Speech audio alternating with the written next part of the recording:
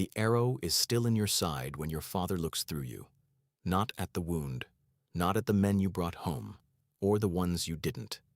He looks through you, the way he always has, towards something you can never quite become, a shape you were born the wrong size to fill.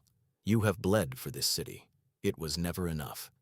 You are Faramir, second son of Denethor II, 26th Steward of Gondor, not the heir.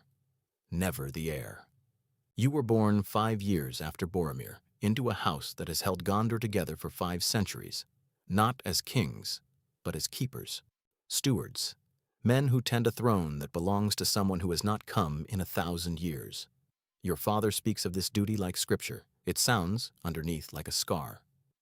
You grow up inside 7 levels of white stone, Minas Tirith, the Tower of Guard, rising from the roots of Mount Mindalwyn. You know every staircase, every guard rotation, every cold draft that moves through the citadel before dawn. This city is not where you live. It is what you are made of. But you are not made only of stone. You sat at the feet of Mithrandir when other boys were sent away. You stayed quiet enough to be forgotten, and you listened. You read the deep archives. You know what Numenor was, and what pride cost it, and what was lost when the wave came. Your brother Boromir does not read the archives. Boromir rides, Boromir fights. Every man in every room turns toward him like a compass finding north. Your father looks at Boromir and sees Gondor's future. He looks at you and finds you, wanting. You have learned to carry that, but carrying a wound and healing it are not the same thing, and the wound is about to be tested. The dream comes quietly, the way true things always do. A great wave, a light in the west, dying. A voice that speaks through the dark like a bell struck once. Seek for the sword that was broken. In Imladris it dwells. You and Boromir have both had it. Your father calls a council. Before Denethor finishes speaking, Boromir volunteers. Of course he does. You say nothing. You already know the answer before you ask. So Boromir rides north. You ride east. Back into Ithilien. Back to the quiet work. That was months ago. Now it is TA 3018, and the world is ending in increments. You feel it before the messengers arrive. The birds in Heneth Anun, your hidden refuge behind its waterfall, have stopped singing. The orc bands move with new urgency. The darkness over Mordor, always present on the eastern horizon like a bruise that never heals, has changed. It is no longer passive. It is looking. Then 2 halflings walk into your forest. You find them the way you find most things in Ithilien, quietly, with arrows already drawn. Your rangers have them surrounded before either one knows you are there. The smaller one is quick, cleverer than he looks. The larger one, the one called Samwise, plants himself in front of his master like a shield made of stubbornness and love, and something about that makes you pause. The other one gives you his name, Frodo. Frodo of the Shire. You take them to Heneth Anun. You feed them. You speak with Frodo through the night, and he is careful. Careful in the way of someone carrying something he cannot put down and cannot show you. Careful in the way of someone who has learned that trust is a door that once opened cannot be closed again. But you are your father's son in at least one way. You are observant.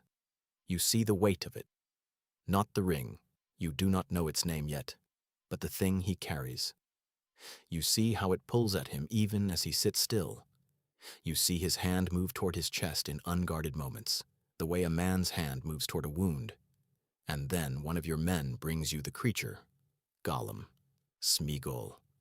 Whatever it is, it slips through your rangers like smoke, and when they drag it before you, wet and hissing, Frodo's face tells you everything you need to know about what it is and what it means. You see the weight of what he carries before he names it, and when he finally does, the air in the cave changes completely. The One Ring. The words sit in the cave like a stone dropped into still water. Your men are within earshot. You can feel what the knowledge does to the air, the way it changes the weight of everything, the way possibility shifts and darkens all at once. You think of your father. You think of walking into that black hall, laying this thing, at Denethor's feet, finally being the son who saved Gondor, finally being seen. The thought is so complete, so specific, that it frightens you, not because it is monstrous, but because it is not. It is just a son who wants his father to look at him. You sit with it. You look at it directly. You have learned that the desires you refuse to examine are the ones that master you. Then you let it go. I would not take this thing if it lay by the highway. Not were Minas Tirith falling in ruin, and I alone could save her. You mean it. That is the remarkable thing. After every dismissal, every year of thankless service, every morning in a forest no one sings about, you mean it completely. Frodo looks at you like you are something he did not expect to find in this world. You let Frodo go. You give him back his companion, his creature guide, his impossible burden, and you watch them disappear into the trees of Ithilien heading east, toward Cirith Ungol, toward the pass into Mordor, toward something you cannot follow them into and cannot save them from. Your ranger Moblung watches them go and says nothing. He does not need to. You can feel the question coming off him like heat. Why? You have just held in your hands the weapon that could end the war, and you have opened your hands and let it walk away into the dark. You turn west, toward home, toward your father, and what comes next will break something that was already cracked. Minas Tirith feels different when you return. The lower levels smell of smoke and unwashed bodies, refugees from Osgiliath, from the river crossings, from villages already swallowed by shadow. The higher you climb, the quieter it gets, until the citadel sits in a silence so complete it feels like held breath. Your father receives you in the great hall. You give your report. The halflings. Ithilien. The ring. The silence that follows is the longest of your life. Then, quietly, which is worse than shouting, he tells you that you were a fool, that Boromir would have brought it, that you have held in your hands the one thing that could have saved Gondor and opened your fingers out of scruple. You say, I would do the same again, my lord. He looks at you then, really looks, and what you see is not anger. Anger you could bear. What you see is the absence of hope. He has been looking into his palantir, the black seeing stone, and Sauron has been on the other side, feeding him curated despair, and your father, brilliant, proud, iron-willed, has confused seeing with knowing. He sends you to Osgiliath. Not asks. Sends. Your men follow without hesitation. That is the weight of being trusted. People walk toward danger because you are walking there first. You hold the ruined city for 3 days. On the 4th, the Nazgul come, and everything you have held together begins to come apart. You wake in pieces. Heat first. A fever so deep it lives in the bone. Then sound, siege engines, distant horns, the low, continuous thunder of an army with no intention of stopping. Then your father's voice, and beneath your cheek, the thin chest of an old man. He is carrying you. Denethor II, Steward of Gondor, Lord of Minas Tirith, is carrying his son through the citadel the way he might have carried you when you were small, before the world made him into something harder, before the stone took him. He lays you on a bed and sits beside you. His hand finds yours. You cannot remember the last time he held your hand. He tells you the city is lost, that Rohan will not come, that he has seen the full strength of Mordor in the Palantir and there is no answer to it. He speaks with the certainty of a man who has confused the enemy's intentions for the world's truth. You want to argue. You cannot speak.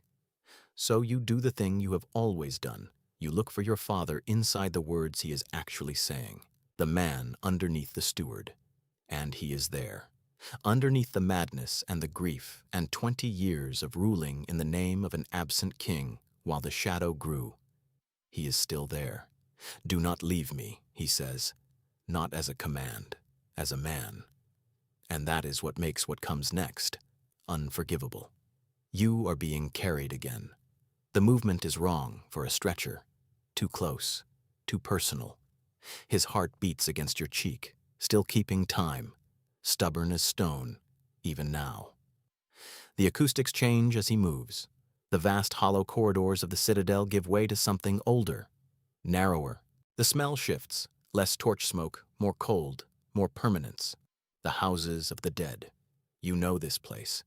You have walked these passages in daylight, in health, trailing your fingers along walls that have held the tombs of stewards for 5 centuries.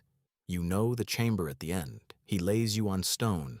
Beneath your back, a bier. Around you, from what your failing senses gather, wood. And the smell, sharp and purposeful, oil. This has been prepared, which means he decided this before tonight, before Osgiliath, perhaps before you came home at all. His hand finds yours one final time. You think of Boromir, not the captain, not the golden son, but the boy who sat beside you in the archives once without being asked, and stayed for 2 hours without saying a word. Just present. You think of Ithilien, green and stubborn and impossible, growing in the shadow of Mordor. You think, I wanted so little. It should have been enough. The torch touches the wood. Your father does not move. You spent your whole life trying to make him see you. And in the end, the only light he sees you by is the one he lit himself.